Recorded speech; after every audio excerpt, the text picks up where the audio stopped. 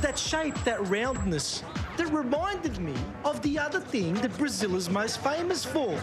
Soccer, or football as they call it here. I wanted to check out a game, but look how dangerous it is in this area. They don't have a ticket window, they've got a ticket hole. And look how many cops they got hanging around. We went in and sat down in the black and white team section. I think the name of the team is Furia Jovem.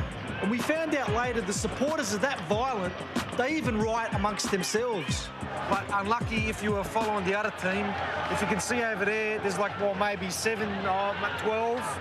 And it's that heated up here, man. They need an entire row of army police to keep us black and whites away from them red, white and blues. So them red, white and blues just better not win because we're just going to have to smash them like everyone else. It got dangerous after this penalty. The supporters were getting hotter than a jalapeno pepper. Oh, my God! We had to get out of there quick. For the security of the hot bag, we've had to leave the game. There's been like a riot and that, and you got it? Sweet, all right, good. Let's get out of here, mate, because they're just going sick. Oh, faking it anyway, bro. Now, speaking of violence, this brings us to the other thing that Brazil is famous for. The unstoppable and uncatchable gun-toting gangs that live in these slums in the hills. The cops are scared of them, mate. Look, you can see this cop here hiding in the back of the car, didn't want to get out. And when these hoods here threatened to steal the pizza, I yelled out to this cop, but look, he just ignored us, mate. The only assault he was interested in was assaulting his partner's booty. The best advice we got to deal with these crims was, and I quote, run for your life, mate. Well, look, I'm not standing for that. To violence against us by the Australian government. Man, if them gangs have got guns, we'll get some guns too. And we'll get some training at this place from this guy. Meet Mr. Wilson, the #1 vigilante and bounty hunter in Rio. When he was a kid perving at booties at the beach, someone kicked sand in his face. He's had a chip on his shoulder ever since. Okay, we got some lessons. Of course, Habib stuffed it up. It's not a nail gun, you lad. It's a staple gun, Habib, mate. Just a big stooge, mate. Even though he was a bit pissed, I decided to give the Kiwi a go first. Yep. Over the limit, he missed every target. Miss. Then me and Habib had a go. Yeah! Rocky, I need backup, hurry up! Katrina wasn't into it, she was just texting. Typical chick.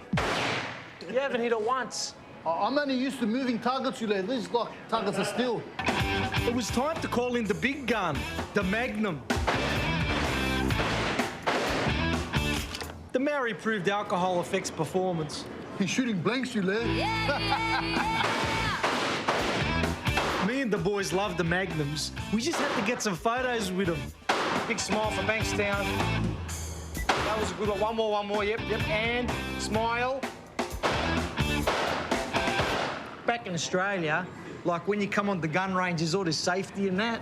But in Brazil, look, mate, I can just do that to you, you know? I can do this to Habib and everything, and nobody even blinks. Yeah, good. Because they had an anything goes policy, I thought, man, let's shoot up the hot bag. It just made it that little bit more interesting. The only world record with a bullet hole is thick. How could you miss that, man? And it's red too. I know shooting blanks is bad, bro, but missing the target, that's even worse. With the Magnum's big kick, the hot bag was hard to hit. Not even a scratch. Because we were going that bad, Wilson pulled out the highly illegal, highly modified machine pistol. It's illegal in 99.9 countries around the world. Now that he felt comfortable with us, he started showing off. All right, he does it again. In the tradition of the horny Latino, Wilson decided to give Katrina a go, special private lesson.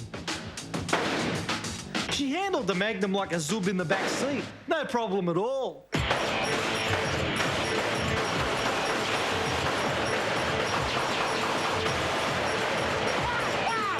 And mate, we had to do it.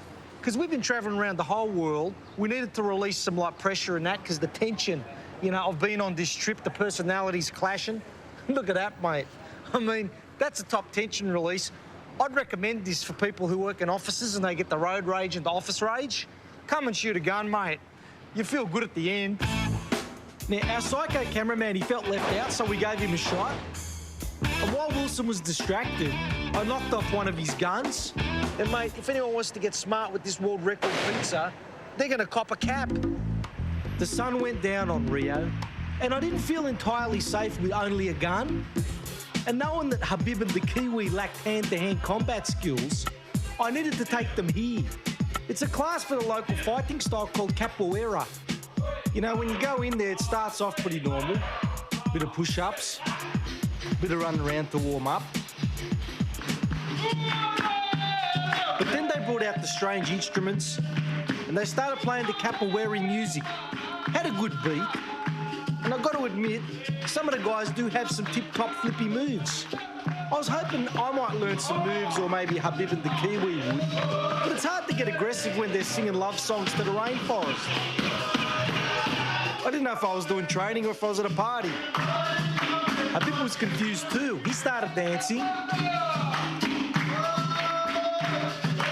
And when the Maori pulled out the haka, I just knew it was time to go.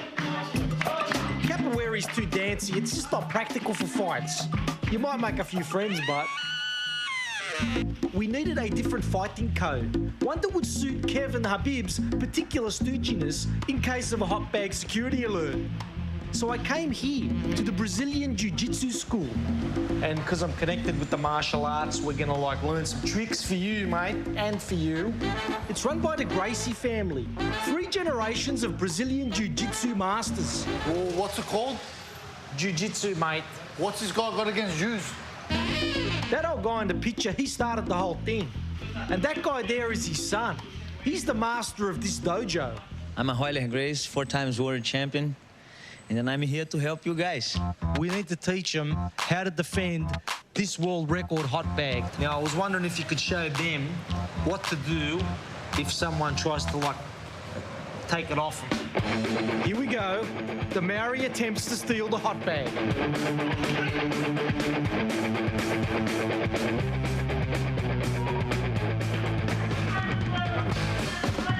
He failed.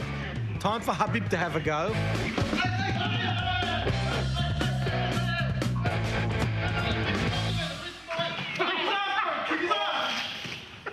Okay, let's see if they learned something. I don't know if Gracie smashed their confidence or not, but Habib and the Kiwi were worse than when we started. I know they are. They learned nothing. And we're so close to Australia. It's only one more stop, one more little flight to Uluru, and then you know who will break the world record for you. It's a world record! I don't have a big booty because I work out, and that's a good thing. It's not good to have one, but they just love them. And that's all they're talking about, booties. And I just hate it. Far out. She loves dicks.